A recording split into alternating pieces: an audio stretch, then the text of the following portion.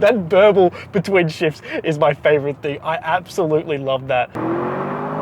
In my Audi RS6 review, I declared that is the ultimate family car, but that means you have to sacrifice not being able to carry 7 people. So that's where this comes in. This is the Audi SQ7, and it is one of the fastest ways to carry around 7 people in a family SUV. So if the Audi RS6 is the ultimate family car, then this could be the ultimate family 7-seater family car. This thing now comes with a petrol 4-litre V8 under the hood, and I'm here to show you every cool feature you get for over $200,000. My name's Cameron, this is Product Review Cars. Let's jump into the Audi SQ7. Now the Audi SQ7 is the biggest and most powerful 7-seater that Audi offers, and you could cross shop against something like the BMW X7, which is also a 7-seater, but I personally prefer the looks and aesthetics of the SQ7, but I will have to test a BMW X7 to finalize that opinion. So for $164,100 before on roads, the Audi SQ7 can be yours. But if you want it to look like this with these options ticked,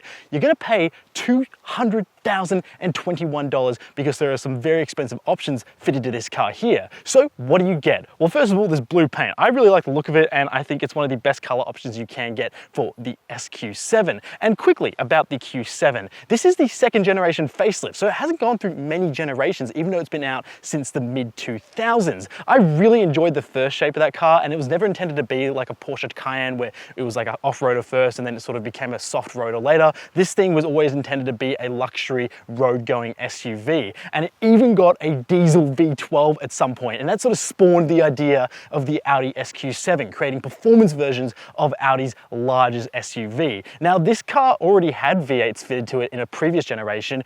You got a 4.2-litre naturally aspirated V8, which was pretty cool, but with some turbochargers fitted, it just feels a bit more appropriate in a car of this size. Now the SQ7 was not always petrol as well, so this has a petrol V8 under the hood, but it was a diesel to start off with. So that V8 diesel nearly put out as much torque as that V12 diesel did in a previous generation. But the thing with that V8 diesel is that it came with a fake exhaust setup. We had real exhaust exits, but it had a speaker on the outside to simulate the sound of something like this petrol 4-litre V8. But now the diesel has been retired, and in place of that is this TFSI 4-litre twin-turbo V8, which I think is one of the best motors to be fitted to an Audi Q7. This car gets LED matrix lights up front. I really love that staggered LED effect, and they get some cool animations as well. And they also have laser lights on the inside to help with high beam projections, but just try not to look at them because there was a warning label on my Audi RS6 that I had that said don't look into them. So I assume the same is for this, even though there's no big warning label. I really like this having the chrome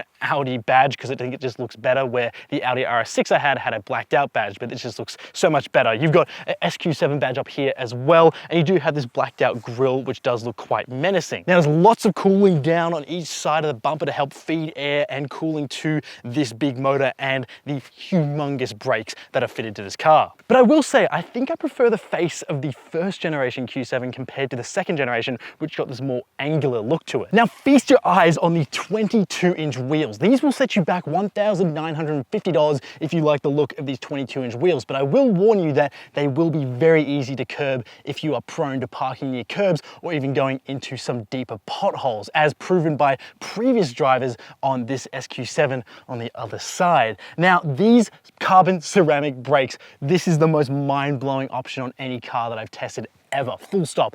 $19,500 for these brakes here. Yes, you heard that correctly. I didn't stutter. $19,500, nearly $20,000 for a set of brakes. Now you go, Cameron, why the hell would I spend a used car worth amount of money on some brakes? Well, carbon ceramics are very interesting because they are not quite traditional steel brakes. Instead, they are very heat resistant. They are also something that produce a lot less brake dust as well, so it keeps your 22-inch wheels looking nice and clean, but they are intended for track use and stopping a big car like this really quickly. Now, these aren't just fitted to big SUVs like this. This is something you'd see on like a Ferrari or a Porsche, but not even a base 911 gets these type of brakes. You have to tick an option just like you would on this car here. Now, they're entirely necessary. Not really, but if you want them and you don't want a whole bunch of brake dust and you think you're gonna go maybe to the track every so often, then yeah, they could be worth it to be able to exploit all the performance of this car, both in braking and obviously acceleration. But if you don't care about any of that stuff, but you still want to buy the brakes, they do make for a good flex compared to other SQ7 owners who might not have been able to tick that option. Now I've got my palm cards here to read out what exterior packages are fitted to this car because they have some complicated names. We have Audi exclusive titanium black exterior styling package, which will set you back $1,450. And we also have an S body styling with contrasting bumpers in scandium gray fitted this car for an extra $800. Now look, I would not tick that $800 option because I really don't like the look of that contrasting gray against this really nice Mythos blue. Now I don't mind that other package because it gives you blacked out accents and it looks more aggressive, but yeah, this was an interesting styling choice here. I mean, for a car that sort of gets rid of the plastic cladding around the exterior to make it look a bit more sporty, this sort of just brings that back, but except you pay more for it. So yeah, don't take that option if you want your car to look better because yeah, I don't really like the look of that. Now we have black mirror caps here. I've always liked the large mirrors on the side of a Q7. I love the side profile of a Q7 as well with these flared arches. It's always been a really good looking SUV to me. And it's one of those SUVs that I actually really was like, parents, please buy one because I think it looks so cool. Now you've also got Quattro stamped down there on the side to let everyone know this is an all-wheel drive system. And talking about the chassis of this car, this thing is actually sharing a chassis with the Bentley Bentayga, the Porsche Cayenne, and of course the Lamborghini Urus. So this thing should handle quite well compared to the previous generations. So it's got a nice chassis underneath it, and it's something that, pretty much all of Volkswagen Group's larger performance SUVs use. Now what's cool is that we also have soft closed doors. Pretty cool. It's pretty much a given that you get keyless locking and unlocking on every single door, which is very useful. Of course, here's your fuel filler cap. This thing will take 95 as a lower minimum standard, but it would like to drink 98 if you can give it that. And of course, we do have large 22-inch wheels at the back, and those carbon ceramic brakes, I can't get enough of them. I'm drooling every time I look at these things. I mean, the fact that these are worth more than my car is insane, but I just love the fact that they're fitted to a family SUV. I think it's ludicrous. Now you also get these black roof rails up top. You get a little extended spoiler at the back to look a bit more aggressive. And again, I really like the arches on this car. This thing looks so aggressive and just, bulged out and sort of muscular, which I always liked about the Audi SQ7. Now, if you're trying to spot an SQ7 on the road, it might be hard to spot it from the front and from the sides unless they've ticked that $19,500 brake option, because it does look a little bit similar unless you know what you're looking for compared to other Q7s that might have a sporty exterior design package fitted to them. Now, you do have a rear wiper here at the back, but you do have your Audi badge here, and you also have a SQ7 logo there as well. You have these really nice LED lights, but this is the way you're going to tell it's an SQ7 in case someone's removed that badge there. You have these giant exhaust exits out the back. They're huge. Like, they're making me a little bit speechless because of how big they are. I mean, look, they have really nice surrounds to them, and the real pipes are just tucked inside, but they're not too small. So, I would say these are pretty real exhaust exits,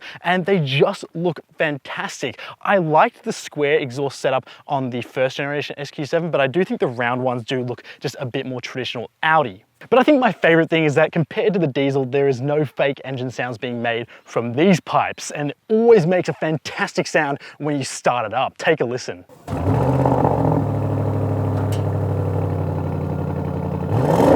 I mean, oh my gosh, it just sounds so good to hear a proper petrol V8 in something like an Audi SQ7. Now, yes, the Audi SQ7 is very practical. It's got a very large boot back here. You have nice suede on your headliner as well, and a very nicely carpeted boot area. There is no plastic here at all, except for further up where you're gonna find it to be able to store your hard roller cover. Now, this car is affected by the chip shortage in the automotive industry, so you don't get your automatic roller cover for your cargo cover. Instead, it's manual. So that is discounted off your price by this much. And now what is cool is that you've got air suspension on board. It's an air suspension on an SUV, which means it's going to be higher riding sometimes, which means it might be hard to bring your bags into the back here. So you've got a button here to be able to lower your air suspension, just like this, to be able to sort of tip the car back a bit so it's easy to carry, say, strollers or heavy groceries into the back, or even just avoid throwing your back out by carrying all of the luggage you might need if you're going away somewhere like the snow.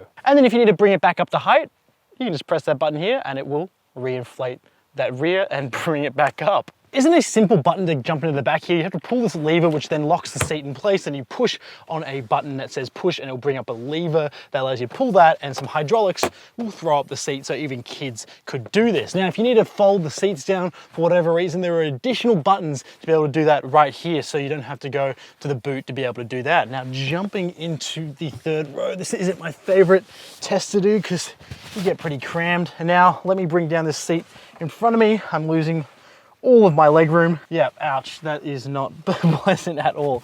But then I can pull on this little lever. Well, don't want to press that, that's just pulling it forwards. Gosh, all right.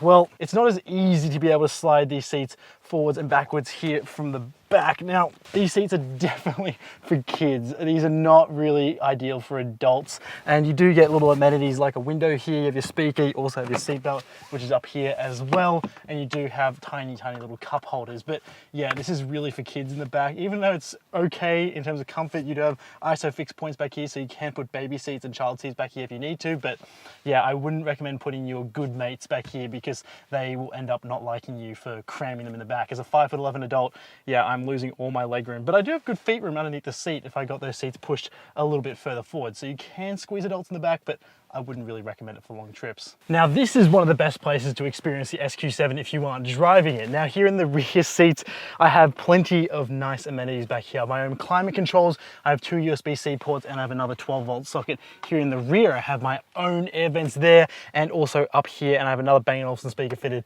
to the B-pillar for me. Now, this giant glass roof as well, which lets in lots of light, and what I do like as well, obviously, soft closed doors, but we have very large side windows here, so there's lots of light coming into the back seats here, and these seats are very soft and supple. It's this nice Napa leather. The gray coloring I'm not a big fan of, but I mean, at least it looks a bit more interesting than black leather, and it's not as hard to keep as clean as white leather, so it's nice in between, I guess, if you can't get brown leather. Now, this middle seat here does have an armrest which pokes out like this with itty bitty cup holders as well. Again, I don't know what is it with Audi and these tiny cup holders, but yeah, they just assume everyone carries around little baby chinos or espressos rather than large water bottles, because you'll have to throw those in the door bins here. But what is cool is that these seats are in a 40-20-40 split, which means you can fold down this middle seat independently to be able to put more items through the middle. Now, my family had a Land Rover Discovery 3 and we had this same setup, and this was very useful for long trips when hauling lots of bits and pieces, and you can put your snacks in the middle or any pillows, for example, and get a nice sleep in the rear. So I love the fact that you can independently fold down this middle seat, which is actually very wide. But an even better way to experience the seat is by pulling on the little lever on the side to increase your lean angle on the back of your seat, and you can get really comfortable, and I could spend a lot of hours back here. I have plenty of feet room, decent amounts of knee room as well, and plenty of headroom. So yeah, back here I'm having a great time. Although I might have liked the option for window shades in the rear to be able to darken this a little bit up, but that's sort of just, yeah, a wish list for a car that does cost that much, and it should maybe come with that option because cars cheaper than this definitely do. Oh, and what's strange is that the doors come with ashtrays. Yeah, there's little storage pockets here on the side, but they're definitely ashtrays. So yeah, it's interesting the Q7 still comes with ashtrays in the door in case you're enjoying a cigarette or cigar out the back and you need a place to be able to dump your ashes. But maybe you can store some coins in here instead. Now, jumping into the SQ7, we don't have an electronically adjustable steering column because, again, that is a problem that was sourced from the chip shortage problem. So yeah, if your SQ7 doesn't have that, it will be discounted again off the total price of your car, which, yeah, not a huge discount, but at least they're not making you pay for something you're not getting. Now, when you start up this car, foot on the brake, that sound, and you're also greeted by a greeting sort of musical sound when you start up the car, which I love in these Audis. This thing's loud, so let's turn that down a little bit. So when you go into the drive select mode, it will always sort of start off in the mode that you were in before you jumped into the car. So I'm putting it in comfort now, and it should try and become a bit quieter. It's just warming up the motor, and there we go. So you can close the valves by jumping out of dynamic mode. Now, we have this extended leather interior package because I'll have to consult my palm cards again to be able to tell you what exactly is included in this very expensive interior option package. So it's called the sensory package, and you're gonna pay $13,300 for that. Yep, $13,300 on top of the carbon ceramic brakes that are already fitted and all the bits and pieces that have been thrown onto this car as well. So you're getting a Bang & Olufsen 3D advanced sound system, which these cool little Bang & Olufsen speakers that pop out of the dashboard in true Audi fashion, and they look great, they sound awesome. Yeah, I've always wanted to drive an Audi with these speakers in them, and now I have, and I definitely think they could be worth the upgrade. Now you've got a dynamic headlining, which is that suede material up here, which looks great, and I think that looks a bit better than fabric, but you know, that's really a personal thing if you prefer that, but it's going to be thrown into the sensory pack if you tick that anyway, just for the speakers, for example. Now you get front seat ventilation and massaging front seats on these bucket seats, which look great, but they're very comfortable, and yes, I love the fact that they have massaging seats and they work very well. And ventilated seats are great for days like today when it's been very hot and you can enjoy a cool back rather than just having heated seats instead. So this pack also includes rear heated seats, which is quite useful for cold winter days, but yeah, and if you live in Australia, you're probably going to be only using it half the year. Now what I really love is that we have the extended leather package here. So that basically means that you get leather everywhere else. So you get leather up here on the dashboard, and you can see it's real leather because it's creasing in a way that only real leather does here on the dashboard, and you've got plenty of stitching everywhere as well, and it just feels great. I actually find myself rubbing the dashboard just to be able to feel the leather, which I think is great, but I would have liked to have seen that extended leather package go on the top of the doors here like we saw on the Audi RS6. And finally, you get an air quality package, which might be good for people who might be sensitive to pollen or anything like that. So that basically gives you a ionization feature to be able to sort of make the air a bit cleaner on the inside, but it does include what I love, which is fragrancing. Yes, so you've got perfumes in this car, so they're not as easy to access. You have to change them out when you go and service your car, but you basically have a winter scent and a summer scent. You can change how intense it is. It smells great. I've got on summer right now. I can smell it. I wish we had smell-o-vision so you could smell what I'm smelling, and it does smell very nice and relaxing. And there's something about aromatherapy that actually does make you a bit more relaxed, and it's been working on this car, so I've been feeling very laid back driving around in this SQ7. Now I really love the interior design of this car. It really doesn't feel like it's been out for a long while, which it has, but it's been updated here and there. So it basically looks the same as many modern Audis. You've got a big gloss black dashboard here, which has Quattro in there. It sort of feels like Audi didn't really know what to do with this, so they made it sort of look very simple and sort of integrate the screen very nicely. But I can guarantee in future SQ7s and future Audi SUVs are going to be putting a screen over here because that's what Porsche's doing in their Porsche Cayenne. So it's going to be inevitable that it'll come to something like an Audi. So this blank area will be a screen in future cars for sure. Now I really like the brushed aluminium look materials and trims throughout this car. I think it's a really nice looking contrast, and I do like the screen here. So you basically have a bunch of different functions. It's really easy to be able to find anything that you're looking for, but basically I use it for wireless Apple CarPlay, and you can do wireless Android Auto as well. You have some car functions in here as well, but I rarely go into them. So you can go through and check out sort of like your off-road angles and stuff like that, but you don't really need to use that because with 22-inch wheels, you're not really going to be going too far off-road without damaging those. Now you can go through here and sort of check out the weather as well because it's connected to the internet, and you can adjust your Bang & Olufsen sound speaker system as well through some settings here. Now there's a screen below that, which we've seen on all the other Audis that I've tested, the high-end ones at least, and so it's basically another haptic screen, so they're both haptic screens, and this one here is to adjust your climates. You've got quick access to things like your parking and your hill descent control and all that sort of stuff, and you've also got your controls for your heated and ventilated seats, and you've also got another control to be able to access your fragrancing, your heated steering wheel, and all other sorts of bits and pieces for your climate controls, including cabin ionization. Now there's some hard buttons down below, which are just sort of just more touch sensitive buttons. You have your Audi Drive Select, so that's how I go through my drive modes. It's a bit annoying there's not anything on the steering wheel for that, but you can go through and select your dynamic mode, your all-road mode, your efficiency mode, your comfort mode, all those sorts of things, and individual mode, and you can even change how high and low you want the air suspension to be through that setting there too. Now you'll be relieved to know that if you do spend this amount of money on a luxury performance SUV like this, this interior does feel very, very nice, and it is absolutely up to Audi's standards. But the thing is, this is a performance SUV. So while it's luxurious, is it actually worth getting an SQ7? Do you need one? I'm gonna put my windows down for this because you'll wanna hear this. So as we take off in dynamic mode, we're gonna get ourselves into a upshift. So let's take off, shall we?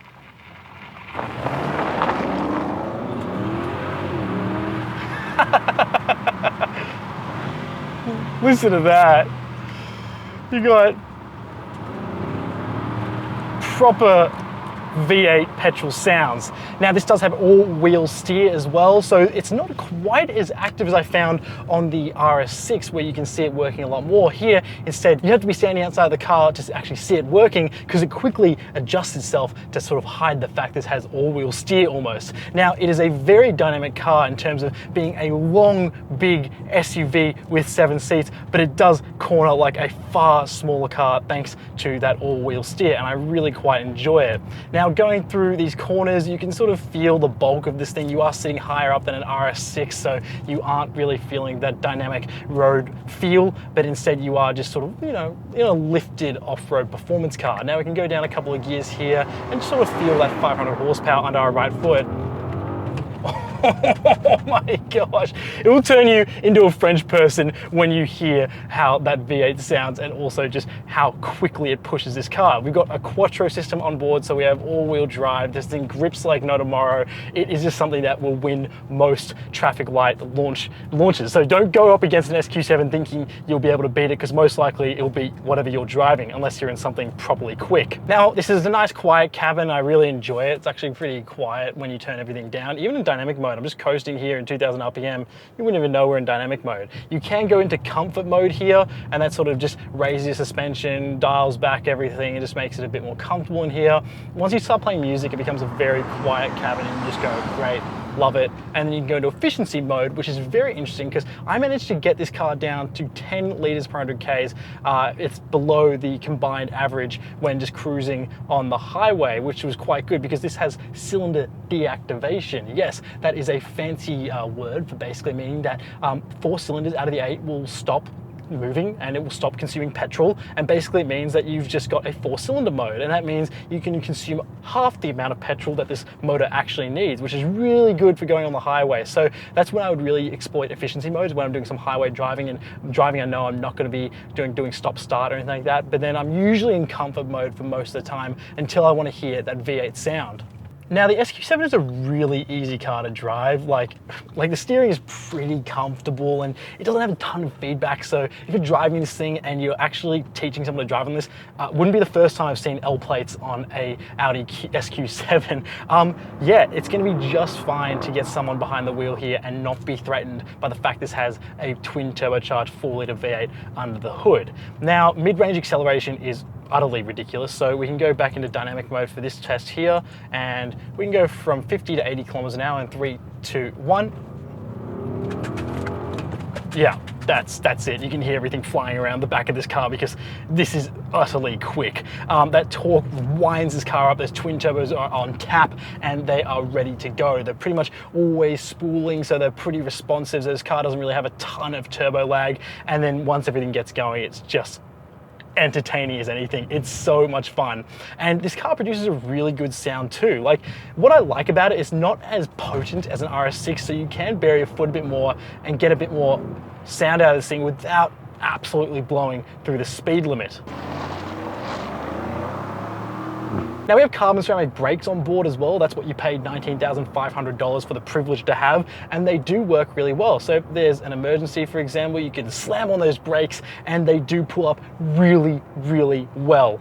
It's something that I was absolutely surprised by, that they actually had an actual proper effect. But I mean, for nearly $20,000, I think you would hope you would notice that you have carbon ceramic brakes fitted to your car, and you can definitely feel them on the SQ7, I can say that. And it'll be something that you'll really be able to enjoy when you're going through multiple stop-start instances. So if you're going, say, on some back roads, or you're going on a track day, for example, because yes, you could track your SQ7 if you really, really wanted to.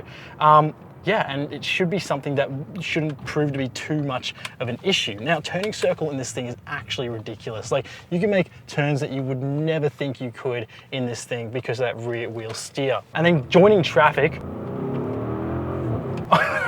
not a problem. That burble between shifts is my favorite thing. I absolutely love that. This car makes me smile so much because it's exactly what I really wanted in the car my parents bought. So my parents opted for a Land Rover Discovery 3, which is a diesel off-road focused SUV. And if you don't know by now, you know I'm not the biggest fan of off-road cars in terms of something I lust for. I lust for performance. I lust for V8s. I lust for something like this. So if you loved off-roading, then the Land Rover would be perfect for you. But if you love performance, performance cars, the SQ7 or even just a V8 powered or even a V8 powered Q7 would be the way to go. Now, even though we're riding on 22-inch wheels, this thing's pretty comfortable. So yeah, the air suspension does work really nicely here, and I can just cruise around. So once you've had your fun, you just cruise back home. Becomes a very comfortable, luxurious family car. Now, things I love in this car is the fragrancing. I just love it. Something I really love inside a luxury car is that the fact you get summery or wintry scents, and it really smells nice in here. The Bang & Olufsen sound system would be absolutely worth an upgrade. It just sounds brilliant. And yeah, look, I would really enjoy just cruising around in this thing. If you told me I could never go into dynamic mode again, I'd be like, great, this thing is just super nice to cruise around in. I like the round steering wheel as well. It's just something that you don't really need to worry about having a flat bottom or anything like that, because I just feel like that's a bit awkward to handle sometimes, where here feels just fine. And the big glass roof lets in so much light. I love that as well. Now, the heads-up display is good, except it's a bit limited into just showing you your speed and some slight updates about the car. And then also, if you are wearing Polaris sunglasses, that will disappear out of view, so that's just a bit annoying, but at night you can use that. Now, I have found that this Q7 has a few rattles here and there that just sort of make themselves known when you're going over some bumpy roads. I'm not too sure why. I have experienced that in other Q7s I've ridden in. So yeah, it's just something to be aware of, that it's not an ultra silent ride like something it might be in an RS6. I found the RS6 to be very nicely buttoned up, but I found Q7s is sometimes rattle and squeak here and there. Not too bad, nothing out of the ordinary, but just something that is made apparent in a pretty quiet cabin like this. And of course, the other drawback is that, yes, if you are looking between this and like a V6 option, this is going to be a thirstier option. So you will be visiting the fuel pump a bit more frequently, and of course, this will take 95 or 98, which is good. I like that flexibility, the fact that you can take 95 if you have to, because 98's really expensive, then at least you can take the slightly cheaper fuel. Now, this is a car that you would only run out and buy if you absolutely need those 7 seats. Otherwise, I don't think it would be the best family option if you needed a car like this, because it's just an unnecessarily large car if you don't need those extra seats. Instead, you could opt for something like an SQ8, or even maybe, if your budget allows it, an RS6. But let me know if you want to see more fast German 7-seat SUV reviews here on this channel. You have to hit subscribe. If you want to see more car content, go to TikTok and Instagram and follow us there at Product Review Cars, and make sure you leave a review of your own car on productreview.com.au. My name's Cameron. Thank you so much for watching. I'll see you in the next one.